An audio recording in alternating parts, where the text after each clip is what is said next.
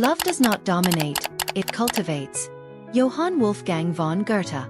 Have you ever thought about what it really means to love? Love is not possession, not control, not a prison. It does not impose itself, does not demand submission, does not set rules. True love does not suffocate, does not manipulate, does not ask for anything in return. It flourishes in freedom, grows in respect, and strengthens in trust. Those who truly love do not try to change the other, but inspire them to be their best version. When we try to dominate someone, we are not loving. We are fearing. Fear makes us want to hold on, demand, and control.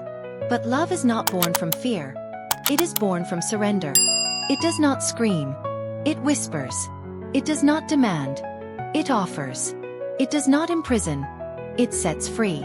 And in that freedom it grows stronger. But what if I told you that this phrase hides a story that could completely change your view of love? A story that shows, in practice, what it really means to cultivate rather than dominate. Soon you will find out. When love sets you free. The truth no one tell. Imagine loving someone so much that you lose yourself. What if the person you most want to protect is the one slowly destroying you? At first, it seemed like love, but now it is an invisible prison. Sweet promises turned into chains, and affection turned into fear. Have you ever felt this way? This true story will change your perception of what it means to truly love. Get ready for a truth no one dares to tell. Love should not suffocate, but we often confuse control with care, possession with affection. This is the story of Anna, a woman who believed she was living a fairy tale until she realized it was a nightmare disguised as passion. At first, everything was intense, magical. But little by little, she became a prisoner of an illusion. And when all seemed lost, a shocking truth made her see reality and change her life forever. Anna was a young woman full of dreams, with a smile that could light up any room. Then she met Miguel. He was charming, engaging. He seemed like the perfect man. Their love was intense, a flame burning brightly. But over time, that flame began to consume Anna from the inside. Small, sweet gestures turned into shadows. She no longer laughed as she once did. She no longer had freedom. Her world shrank until she realized she was alone, even with someone by her side. First came the jealousy disguised as care. "I just want to protect you," Miguel would say. Then came the subtle criticisms. "You don't need anyone else. I'm all you have." Anna believed him. After all, love is about caring, isn't it? But soon, she realized her choices were no longer hers. Every step was controlled, every word measured. And then came the fear. What would happen if she tried to leave?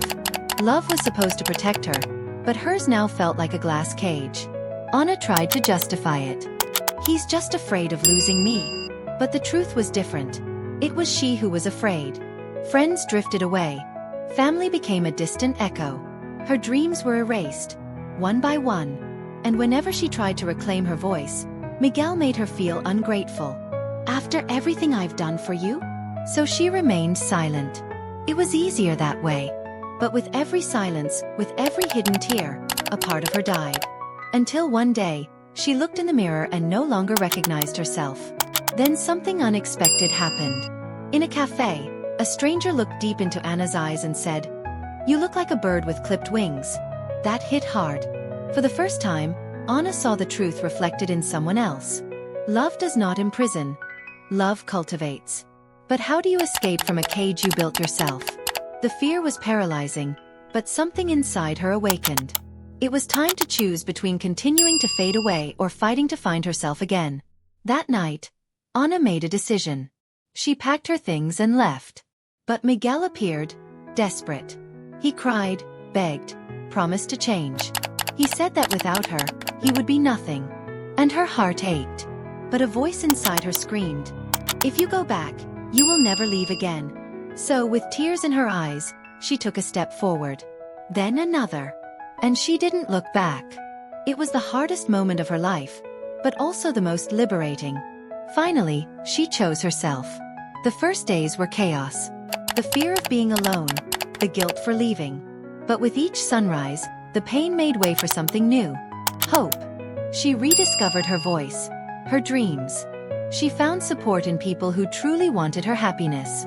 Miguel tried to reach out, insisted, promised again. But Anna already knew the truth. True love does not demand captivity, it teaches you to fly. And she was ready to fly far from what had hurt her. Months later, Anna was no longer the same.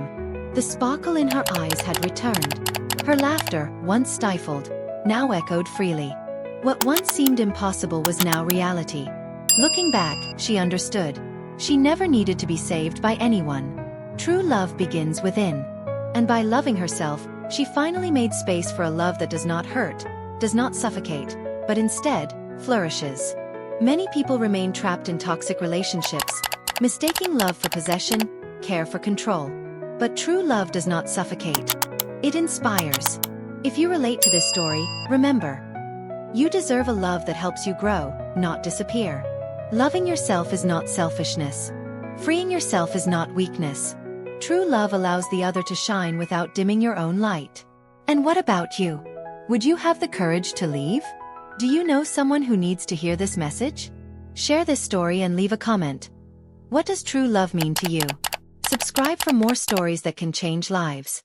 You are not alone. Together, we are stronger. 20 love quotes that inspire words that touch the heart and light the way to deeper connections and a life full of purpose. Don't wait. Click the link now, get your copy, and start the transformation you deserve today. Love is the secret to your new journey.